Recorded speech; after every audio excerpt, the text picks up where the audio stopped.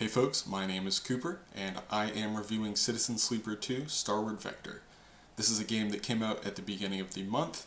It is a sequel to the original Citizen Sleeper that was released back in 2022. This is a solo developer game, so it was developed by Gareth Damian Martin under the single developer studio Jump Over the Age.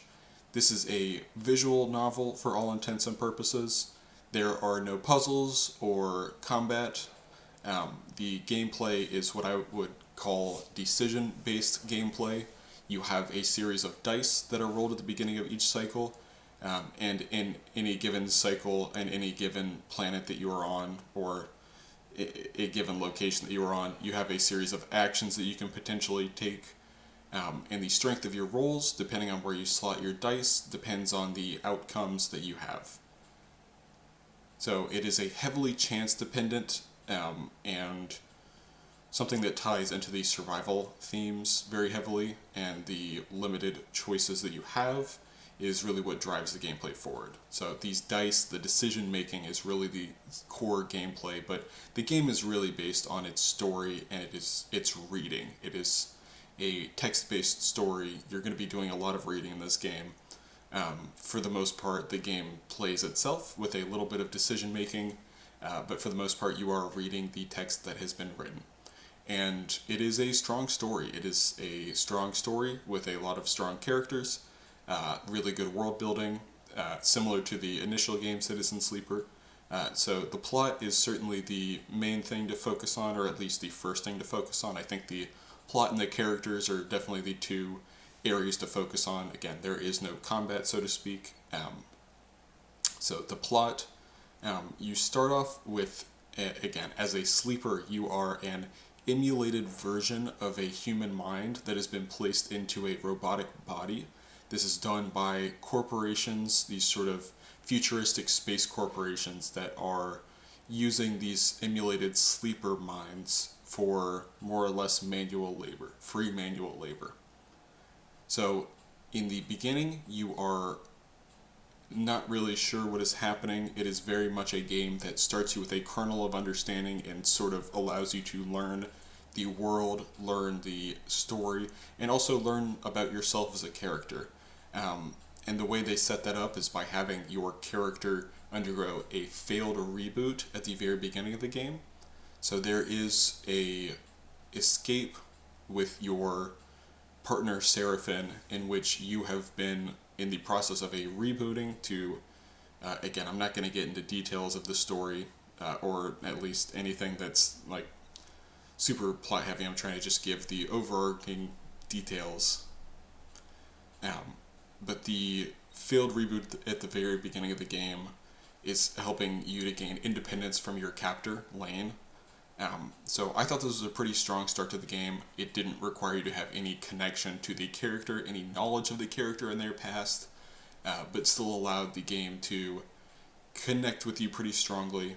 You also didn't have to have any knowledge of the first game. These were two completely separate entities, although based in the same world. These were completely different characters in a completely different galaxy. I did think that there would be a little bit more overlap in terms of the locations, the characters from the first game. There were a couple of very brief mentions to Erlin's Eye, which was the setting of the first game, but it was fine that there was no understanding or relation with the first game. I don't think that was something that was necessary. I will say that this intro is not quite as good as the intro of the first game, although I would say that that is a very high bar to meet. The first game was just very strong in terms of introducing the themes of survival and the themes of escape very quickly, and as well as setting up the idea of this mega corporation and sort of the cruelty and the lack of humanity that they have in place. The panic and the stress that you start off with is pretty well emulated in this game. The idea of Lane and the hunt, the inevitable idea that you have a captor that is chasing you, that was similarly implemented in this game, and I think does a good job of implementing that sense of dread, that sense of impending doom, as well as getting you into the shoes of the main character very quickly. I do think that the story is a little bit more of a linear, maybe a bit more tied together in terms of having a clear goal, a clear ending, as opposed to in the first game where the goal is more just to survive at all costs. The goal is to survive to the next cycle, to escape your hunters, your impending captors, your impending doom. This game has a strong arc around the middle of the game where you are eventually given the goal of taking the fight back to your captor, Lane. And more specifically, when you initially attempt to return to Darkside, you are really recapturing this idea of, first of all, we know what the ending is, we have a final goal to resolve. It also just gives you a little bit more of a empowering story, as opposed to this idea of we just need to escape, we need to survive at all costs.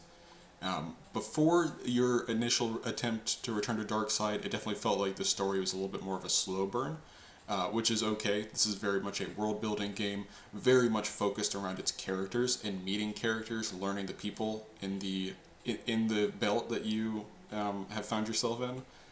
I think that during and after that initial return to Darkside, there is a the clear purpose, the clear direction is where it really comes in at that point, where you sort of know what the final goal is, you know where the story is leading to. I did feel a little underwhelmed with the wrap-up of the game, specifically the final encounter with Lane and his Utsobo gang back on Darkside. It felt like with all the running, all the planning, all the hunt, right, this story all originating from Lane and his cruelty, it did feel like the ending was a little cheap, a little too easy even. But for the most part, and again, after the full ending that you get to, I did feel it was pretty rewarding. And I think one of the things I really realized is the plot, while initiated by Lane and his chase, his hunt, while based around this idea of we need to defeat our captor to be free, it is still more, again, like the first game. It is about these themes of survival, escape, but also exploration, also learning about yourself and the people around you, right? Learning to rely on others, learning the stories of others, the captor and the escape from your captor and then eventual standing up to your captor is a major part of the story, but is not the main part of the story. It is simply a part of the story. Most of the side quests, I will say, felt pretty silly. Something like the radio station, I felt like was a complete waste of time, and you didn't really get a lot of world building or storytelling from it. A sliver of it, I would say, but for the most part, it felt pretty cheap and just like a waste of time. Something like Eugen's contract was very lame. A lot of it was very predictable as well. Something like Femi's storyline was very predictable, and just felt quite shallow. It felt like there was a trope or a moral of the story that was the impetus for creating the character, and then a character or a mini storyline was written around it, and not in a particularly strong or fleshed out way. I will say that there were a couple of side quests that I did really enjoy. So Junie's is one. Junie is one of my favorite characters. I would say my favorite characters were Junie, Bliss, and the Overseer. Junie's side quest was pretty deep, pretty meaningful, and very much expounded upon the themes of the game in terms of exploration, learning a world that you live in but don't really understand. So I would draw the parallel to Horizon Zero Dawn, where you're living on top of a lost civilization with very little understanding of what that civilization was, but it is interesting to sort of explore and learn about that. You learn a lot less in this game about this underlying civilization. Again, the Solheim civilization. I don't know if civilization is the best word to say, but that's what I'm going to say. So I think that meeting the warden in Junie's side quest was really cool. I'll talk about the warden a little bit later on. In the hunt for seeds in the Greenbelt, again, these side quests generally weren't about getting items, about getting experience, about getting extra money. For the most part, it was more about expounding upon the story, on the characters, and learning more about the world. So there were a couple of side quests that I did feel did a good job of building upon the story and were worth exploring, but several of the side quests I did feel like were pretty shallow. And again, predictable is okay, but I did not think that they really added much to my understanding of the world, in my appreciation for some of those bigger themes. Again, exploration, learning to care about the people around you and rely on them. I do think that, again, the ending, just to stick with the plot a little bit more, I thought that the ending, specifically the main battle with Utsobo, was a little underwhelming. I thought that the tension once you return to Darkside for that final battle was pretty strong. I think the tension up until nearly the end was pretty gripping. Getting into the mainframe and losing the contact with the Overseer, sort of seeing that it had been trapped or your plans had been somewhat sabotaged, was a great little wrench that made it feel like not everything was just going smoothly for the main characters. It did make you earn it a little bit. Learning that the Senate stat ship was there, again, I'm trying not to get too much into spoilers, but this idea that Lane and the Utsobo gang, specifically Lane, was working with one of these mega corporations that the Belt was trying to stay out of the grasp of. Learning that a ship was there was a good twist, and I feel like the plan to finish the job, again, the goal that they had of exposing that ship and Lane's plans was strong, and it made sense. I did think that Lane showing up when he did made sense. It was smart, and it did make me upset when he showed up and started to foil our plans, right? Which is a good thing, right? There are times where, especially if you are bringing a villain to mess with the characters, you should feel upset, right? You should feel frustrated, you should feel powerless. I felt like a lot of Lane's motivations, a lot of his dialogue was pretty predictable, pretty, again, I'm trying not to just use the phrase waste of time, but it just felt kind of cheap, predictable, very shallow, frankly. This idea that Lane is sort of drunk with power, he's an evil manipulator, he wants to, I guess, claim more power for himself. All these things were just kind of shallow motivations that weren't really based on him being a character. It was more of just a trope of an evil villain guy. So I found Lane to be a pretty shallow villain, and honestly, the specter of him in the distance, sort of that looming idea of a hunt, the looming idea of impending dread and doom, that you are being chased not only from a distance, but from the inside by this evil villain who just wants to take control of you, this manipulator. I actually felt like that specter, that threat from a distance, that looming, impending dread was a lot stronger than him in person, which I think to an extent reminded me of my complaint with some of the side characters, where it felt like the character development or the trope was landed upon first, and then a character was written to achieve that outcome. There's no real depth or realism to the character. It was more of just an allegory machine or a trope machine, a means to an ends, as opposed to some of my favorite characters like Bliss or Junie, which just felt like real characters. They had goals. They were somewhat tropey. Again, tropes are not a bad thing. They're a good thing, right? They're a reason the tropes exist and the reason they have been used so many times. But I just felt like Lane was a very forgettable villain, frankly, without a lot of motivation in general, and just one that just seemed like evil for the sake of evil, bad guy is bad, wants more power, blah, blah, blah. I also think that in that final battle, the idea that you simply black out during the most critical part of the conclusion was a real mistake.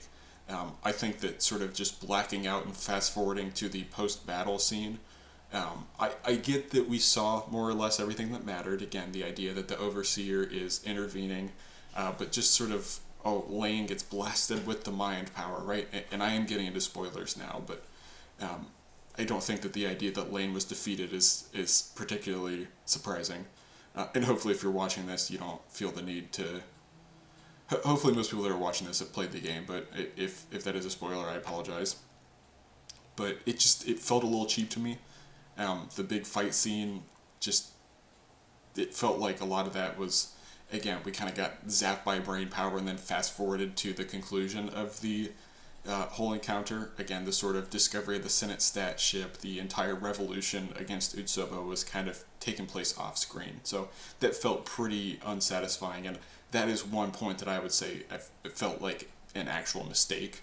I will say, though, that, and this will be sort of finishing up with the plot, I did feel like the true resolution, which I had to take a break after the final battle, but when I came back to it the next day and I fully explored the true resolution, the sort of end plots, sort of finishing up Cadet's storyline, Junie's storyline, the Oliveira storyline, and then the eventual final finishing of the reboot with Bliss, I did think it was pretty strong. And again, the idea that this game had more of a complete start and end, this really tied a bow on the entire story, made it feel worthwhile, made it feel like I did have a journey that was completed.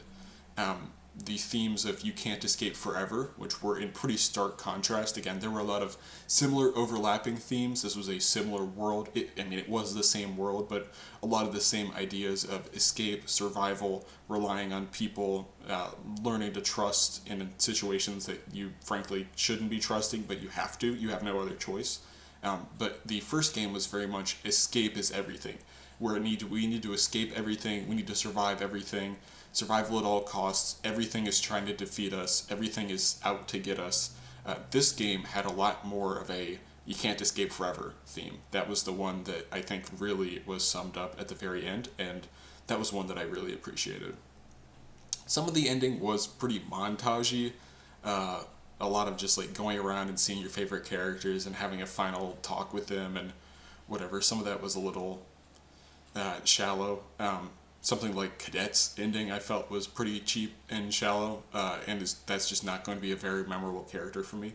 But there were a couple, like Junie's resolution, that I felt was quite powerful and very satisfying, especially Junie as a character that you knew from Hexport throughout the game, and you never were quite sure how she was going to tie in, but she ended up tying in very strongly, and personally I took her on most contracts that I could because I really liked Junie.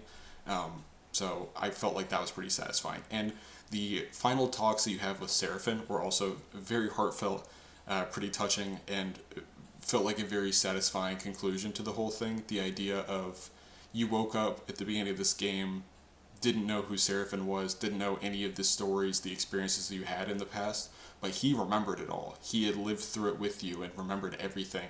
And his fear that you were going to lose all of that again, that was something that really hit me, that really stuck with me, and was something I hadn't really considered until he brought it up again.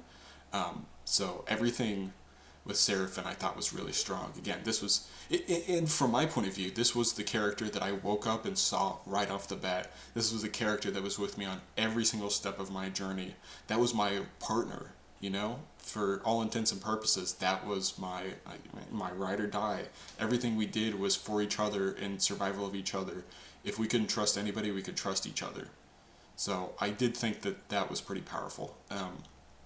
I'll get into the characters now, so I've been going pretty deep into them. Again, there's a lot of overlap with the plot and the characters. You can't have a strong plot without strong characters.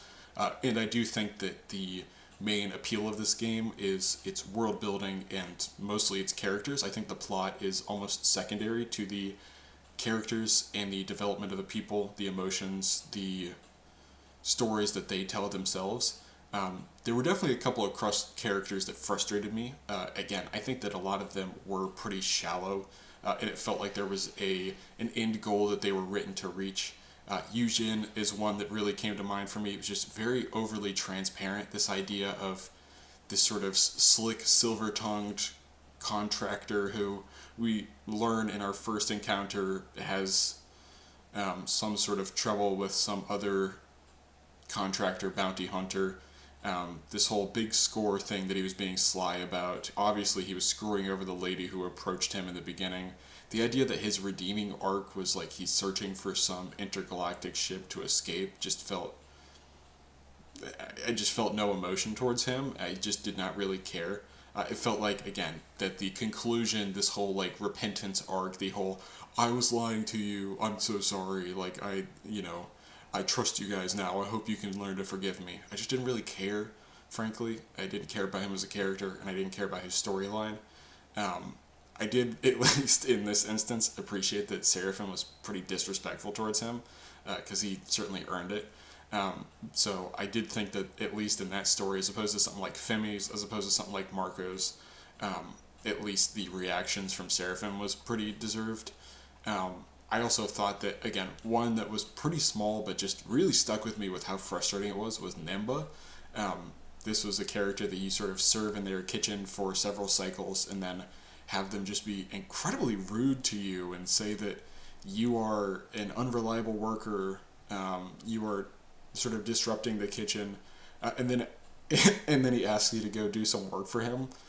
Again, I get the idea that whatever, he's doing this good, selfless work that is not something that I'm overlooking, right? It is very important, and it is very much what makes the belt work.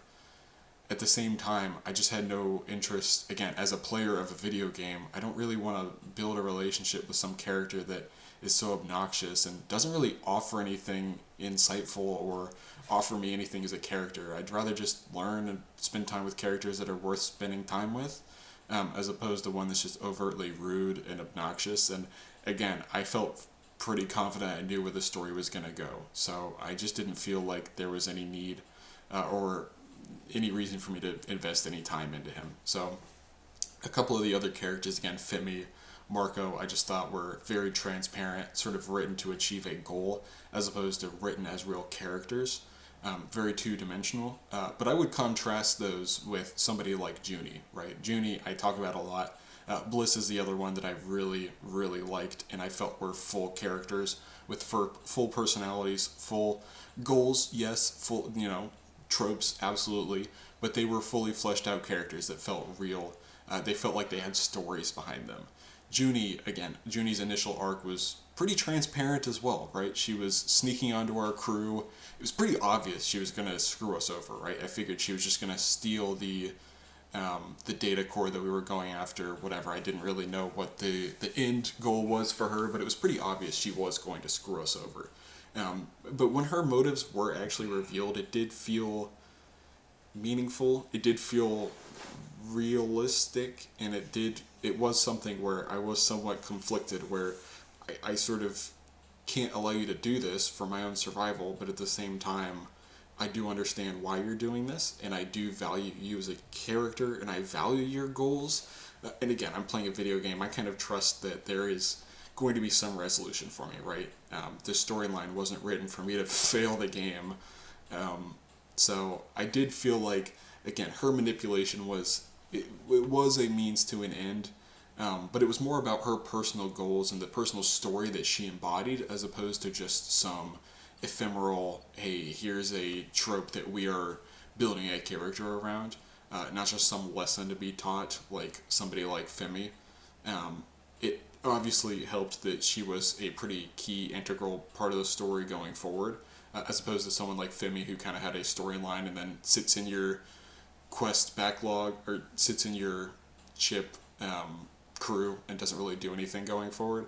The fact that she helps us escape from Hexport and then rejoin the crew later on, had her entire storyline that we could help with, was very satisfying. In helping achieve her goals of mining the Solheim data, of exploring this past dead world, it was very satisfying. And part of that was that it tied very strongly into some of those greater themes of the game that I've talked about. So overall, the core party members, so by that I mean Seraphim, Junie, and Bliss, those are the three that you meet very early on and stick with you throughout the game. At least they did in my playthroughs. I don't know if you can really not do that. I think you'd be a fool not to stick with those three, but personally, that's who I stuck with.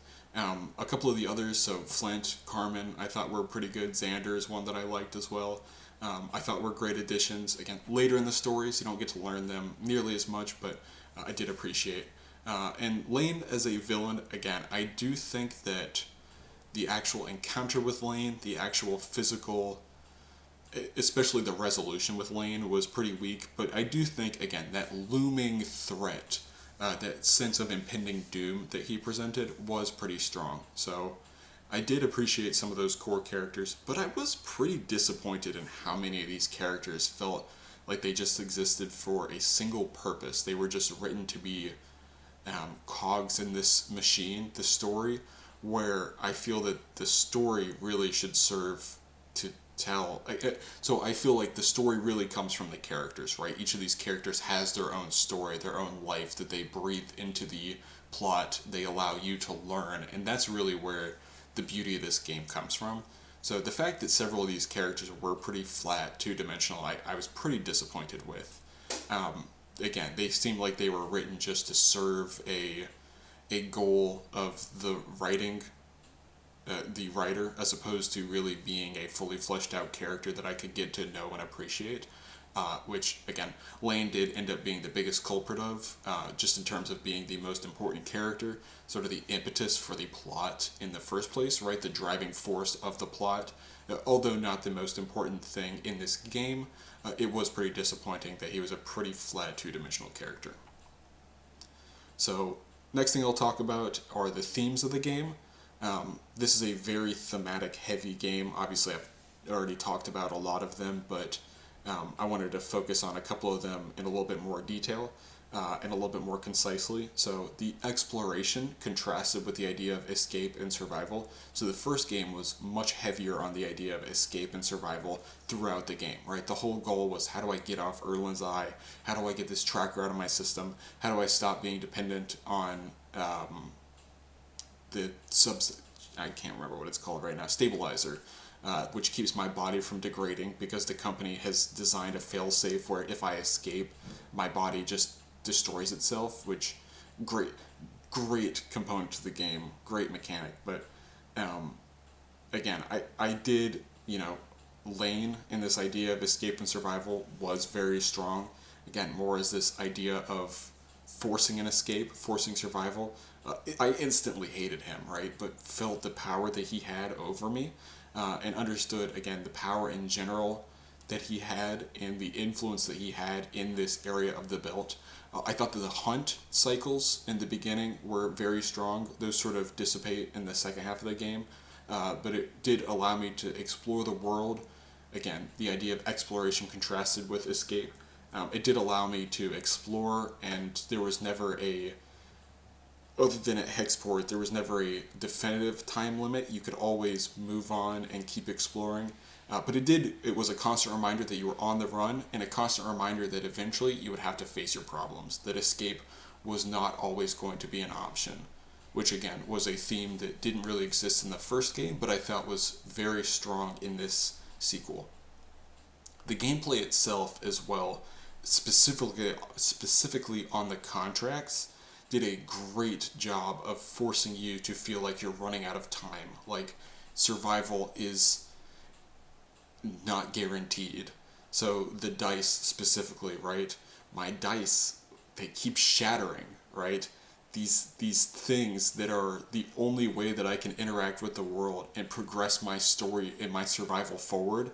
The fact that they're shattering, that my stress levels are increasing every time I try to do an action. It felt like the world was crumbling around me, just like my dice were.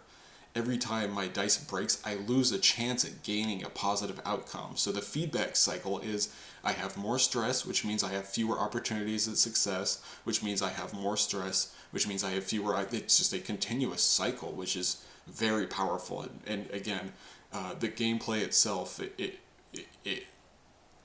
I think that for the most part the game is designed for you to continue moving forward and not to fail, but there were absolutely circumstances and times where I thought, man, I'm going to fail, I'm going to lose this game. It feels like you're digging deeper and deeper into your own grave, but the only way to escape is by continuing to dig, which I thought was really powerful. Again, this idea of survival and escape,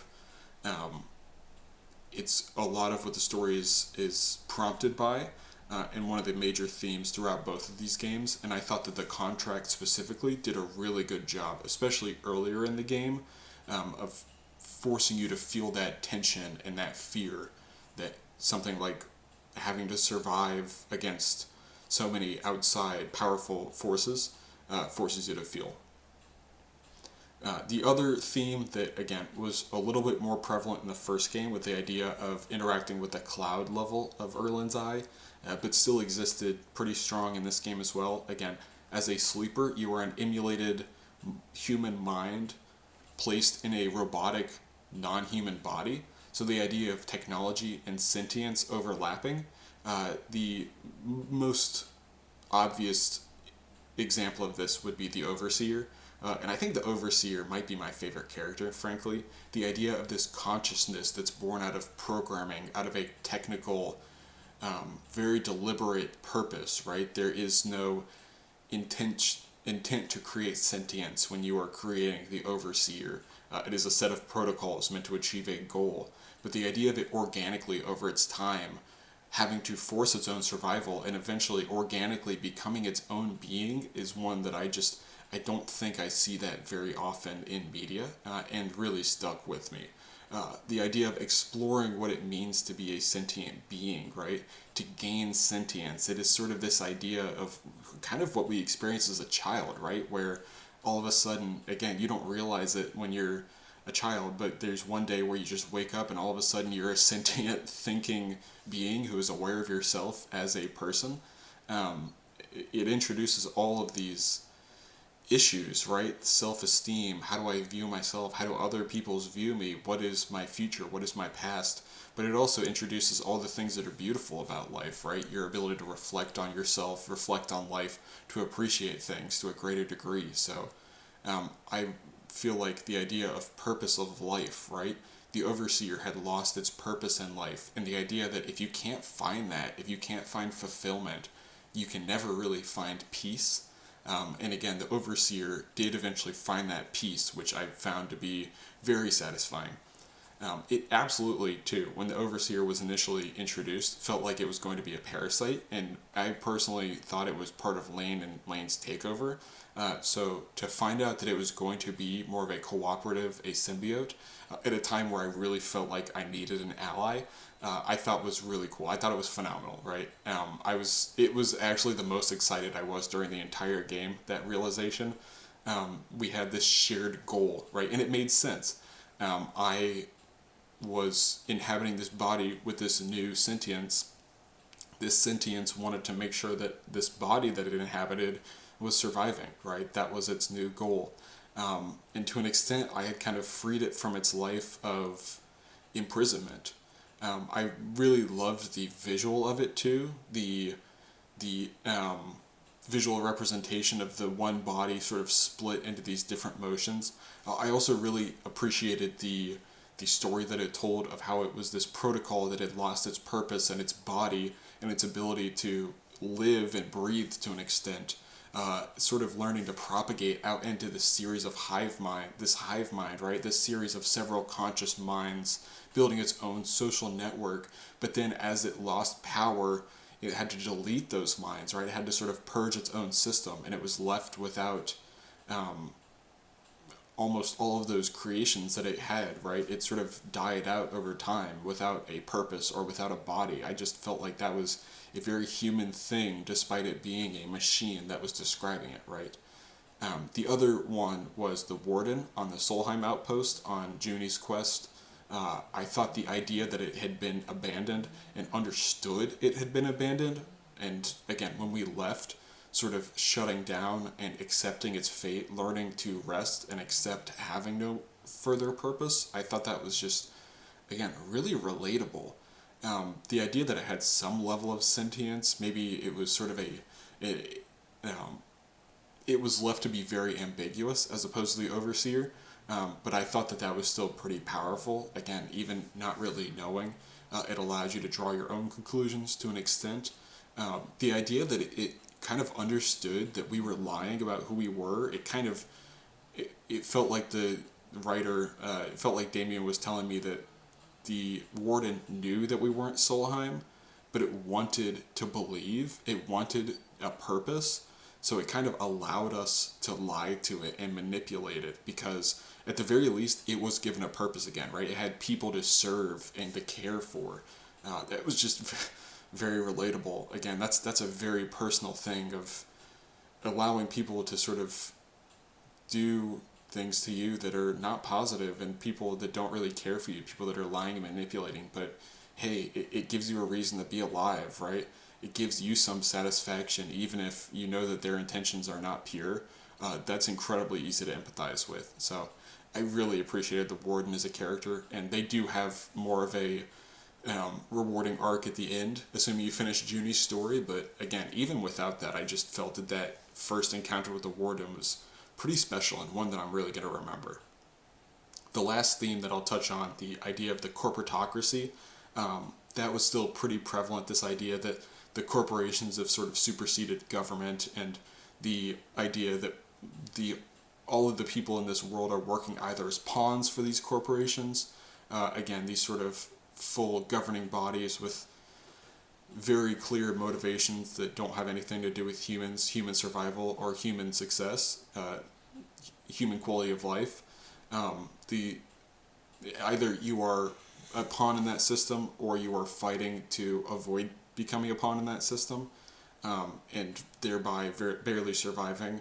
The corporatocracy, again, was less of a focus, but the elements were still there, and it was still what had shaped this world. So again, it was sort of always the underlying current, mostly just because this was a different story, right? This escape was from Lane and his Utsobo gang, as opposed to the escape from the SNR company.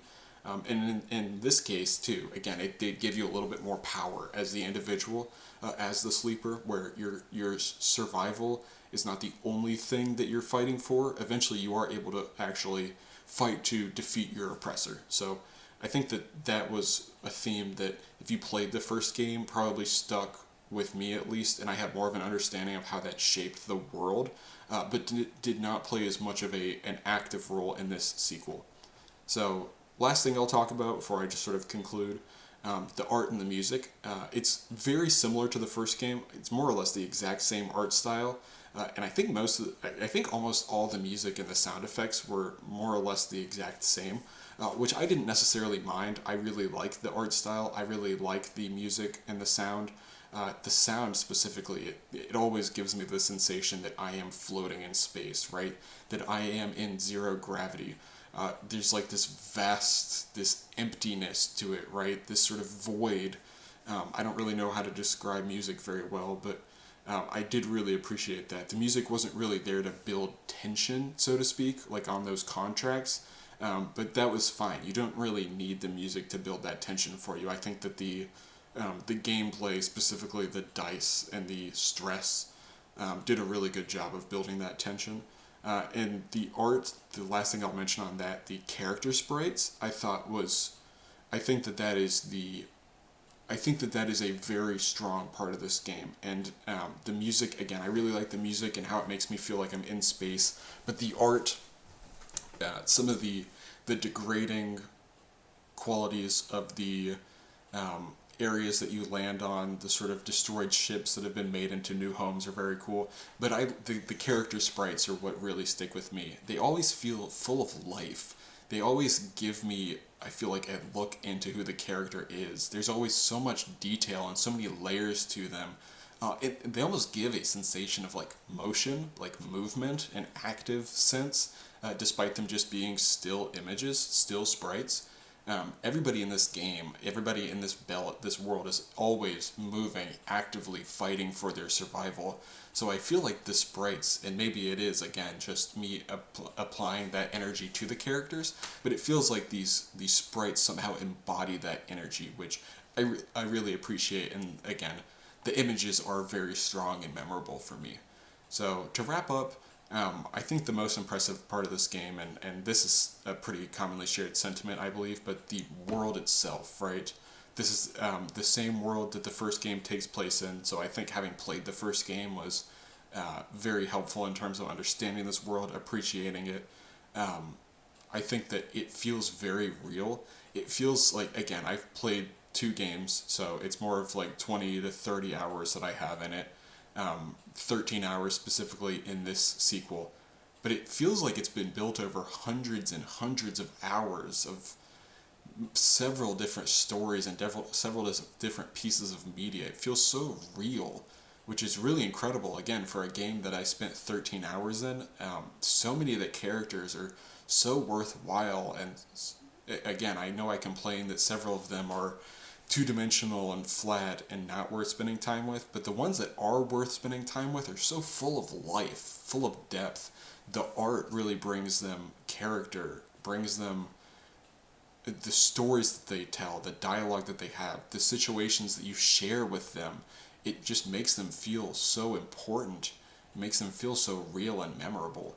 The fact that you start out with this little speck of space, again, when you wake up on the far spindle, all of a sudden you pull up this map of the belt. That was new to me, right? Erlen's Eye in the first game was just Erlen's Eye. You didn't go anywhere. But this idea that you were traversing the belt, and I sort of learned these different locations, and by the end I know them like the back of my hand. Oliveira, Helion Gate, Wellspring, the Scatter Yards. I sort of really learned and explored the belt. I thought that was pretty cool, and the world was just very well fleshed out, which is not new to this game. That was very true of the original game as well, but this game did a great job as well of fleshing out its world. I will say, again, the gameplay is not going to be for everyone. It is very much a visual novel. I don't mind that. I sort of liked, so like Zero Escape series was one that I loved when I was in high school, so I kind of fell in love with those types of games early on.